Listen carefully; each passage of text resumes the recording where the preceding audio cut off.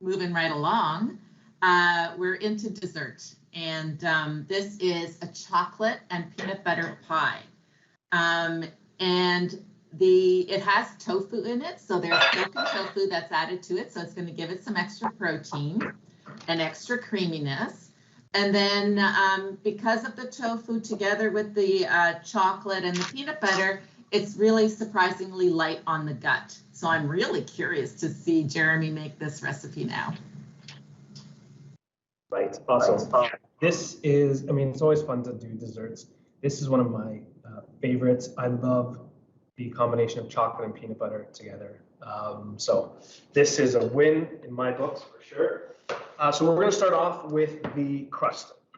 I mean, you can definitely use a pre-made crust, you know, make it easy for yourself. If you did want to make one from scratch, this is a 2-ingredient crust, so it's pretty easy. And we're using a product that's already made, it's already done. So it makes it a lot easier. So we have graham crackers. You can even use like oatmeal cookies or something like that if you wanted, but make it easy. And we're adding about 2 cups. We're going to use the aid of our food processor. It's going to do most of the hard work for us. So 2 cups. I always throw ish at the end. You can see my measuring skills here. There we go. Let's go 2 cups. And we're going to go with 1/4 cup of coconut oil. Add our coconut oil to this. This is going to be sort of our fat source for the crust. It's going to help to actually bind it together as well. Okay, so put that. And cup. Yeah, what I like about this recipe, you don't have to be exact. And you can add like some cinnamon too. You can probably add some spices to this if you wanted, but that's pretty much it. Coconut oil, graham, and we're going to let it blitz until it's like not a super fine, but you want it broken down into a nice crumb that'll help with the crust. I'm going to mute myself so that I don't blow everyone's eardrums off. Maybe you can fill in. Dessert can often be a concern for people with stomach cancer, especially if there are symptoms of dumping syndrome, because you need to watch the amount of sugar that you're taking in, because sugar draws water into the bowel and can make symptoms of dumping worse. The peanut butter in this recipe is a source of both soluble and insoluble fiber, which can be helpful for dumping syndrome. And, you know, if you want to reduce the sugar even further, you can use a darker chocolate, which has less added sugar than semi-sweet or milk chocolate. Also, choosing a natural peanut butter, depending on the type, it could have less sugar, and it's also typically lower in saturated fat and salt as well. Perfect. So we have our crust formed. So again, not super fine, almost like a coarse breadcrumb is what we're looking for there. And we're going to press this into our pan. Now we want to use parchment for this. This is not a crust that's going to be like super firm. It is going to be a little bit crumbly. That's sort of the nature of it. So parchment paper is really going to help with the process of sort of lifting it out of the pan. Now I have just like a regular sort of like pie dish pan here. A little trick to get the parchment in there, because you can see as much as I push, it's going to bounce right back out. What I'll do is I'll run this under some water. And just wring it out, sort of crunch it up into like a little ball of paper, and then there we go.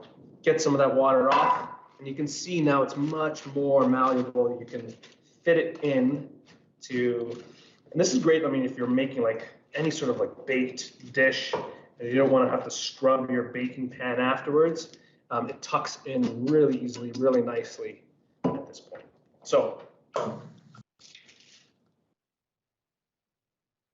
That was a trick I wasn't aware of, Jeremy, that you can actually wet the parchment paper and then it's more malleable. I've always fought with the parchment paper and ripped it. So I will do that. Yes, parchment paper is our friend in the kitchen. Here we use it quite a bit, so it is a great way to line your pens. Any time you want to save yourself from like doing a lot of cleaning, because cleaning takes time. It's part of the cooking process, but it takes a lot of time, takes a lot of energy. Try to help yourself wherever you can. So I'm going to press that crumb just into the base of the pan. Now, there's no more, oh, actually, no, sorry. I'm getting ahead of myself. Never mind, ignore that. There we go. Press into the base of that pan. This is going into the oven just to give we're going to do like a little pre-bake just to get it nice and firm, a little bit toasty. So 10 minutes in the oven, 375 degrees. So it looks like this. So a little bit of color. We don't want to burn it. See a little bit of that color difference. And that is all the cooking required for this recipe. So I think that's another reason why I really like this recipe is it's not technically a no bake because we're baking the crust, but from this point on, there is no baking, which is awesome. All right, so we have our crust, let it cool, and we can work on our filling. Now the filling is pretty simple. It's primarily 4 ingredients, which is nice.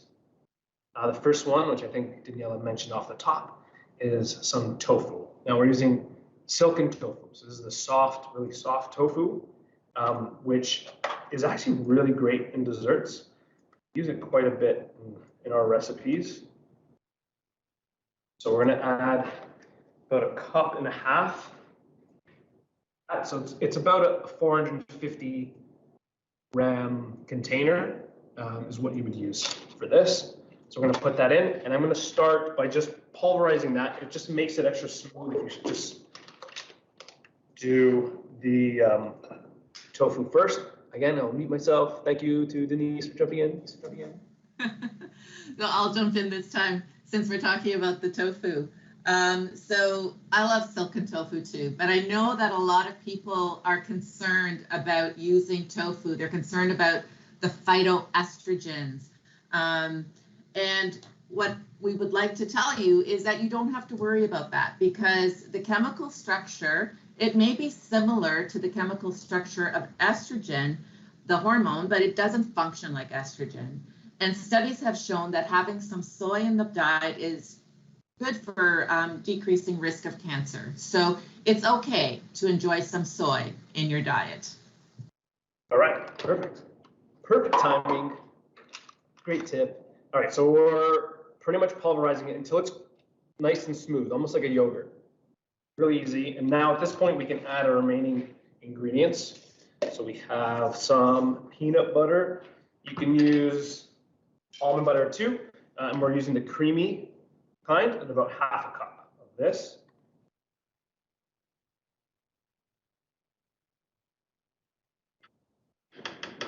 All right. And we're going to add, just for a little bit of sweetness. Again, I like this because, again, we're in control. We're adding 2 tablespoons of maple syrup. Again, not a ton of added sugar in this recipe, which is nice.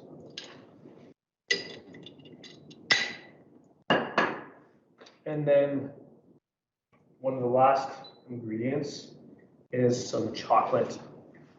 We have some bittersweet chocolate here. And I guess, Denise, like you mentioned, you can use like you can definitely use a darker chocolate for this. So we're using this 1 cup. You can melt it in the microwave or double boiler. It's a little bit of steam underneath.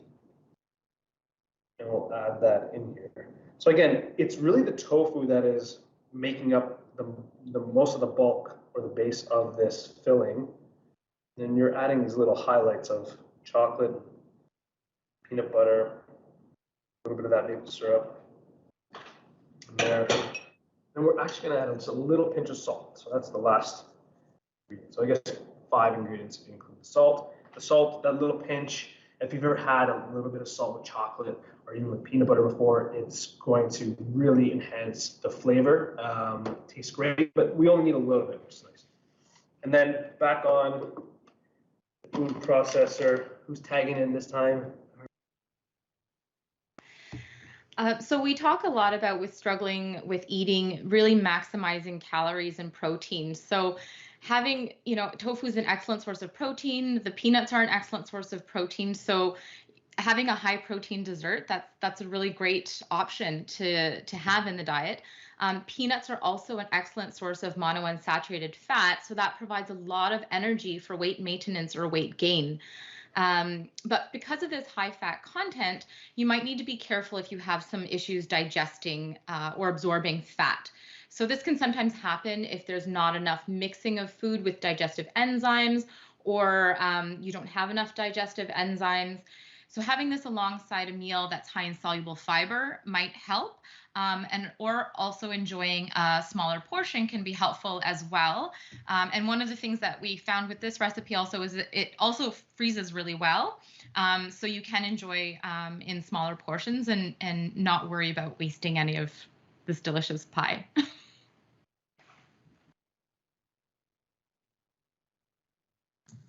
Maybe Jeremy can freeze some for me. All right, maybe. We'll have to see if there's any left.